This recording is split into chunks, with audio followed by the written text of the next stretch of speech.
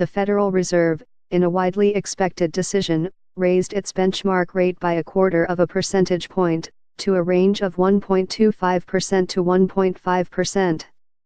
The Fed also predicted stronger economic growth over the next 3 years. It forecast 2.5% growth in 2018, well above its previous forecast of 2.1% growth in 2018, published in September. Janet L. Yellen, the Fed chairwoman, said the faster growth forecasts reflected an assessment of the $1.5 trillion tax cut moving through Congress. Officials did not deviate from their 2018 outlook for interest rates or inflation and continued to signal 3 interest rate increases next year. The Fed continues to raise interest rates because officials are confident that the economy is in good health. This is the 3rd time the Fed has raised its benchmark rate this year. In a statement published after a 2-day meeting of its Federal Open Market Committee, the Fed said recent economic data showed that the labor market has continued to gain strength and that economic activity has been rising at a solid rate. But the Fed remains cautious about the pace of rate increases. In an updated economic forecast, Fed officials predicted that inflation would stay below the Fed's 2% target next year, and then stay at 2% in 2019 and 2020. With inflation expected to remain under control, Fed officials continued to predict a measured march toward higher rates.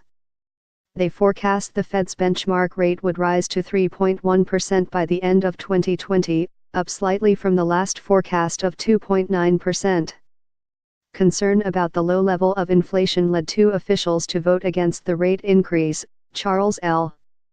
Evans, president of the Federal Reserve Bank of Chicago, and Neel Kashkari, president of the Federal Reserve Bank of Minneapolis. In recent public remarks, both have said the Fed should wait to increase rates until there is clearer evidence that higher interest rates are needed to prevent inflation from rising too quickly. With Wednesday's rate increase a foregone conclusion, investors had put the chances at 100% attention focused on what the Fed had to say about next year, particularly about the effect of the prospective tax cut. We continue to think that a gradual path of rate increases remains appropriate even with almost all participants factoring in their assessment of the tax policy, Ms. Yellen said. Fed officials predicted that the tax cuts would deliver relatively modest economic benefits, adding a few tenths of a percentage point to the pace of growth. Importantly, they also indicated that the economy had room to grow a little more quickly, and that they did not expect the stimulus to increase the pace of inflation. Ian Shepherdson, chief economist, Pantheon Macroeconomics.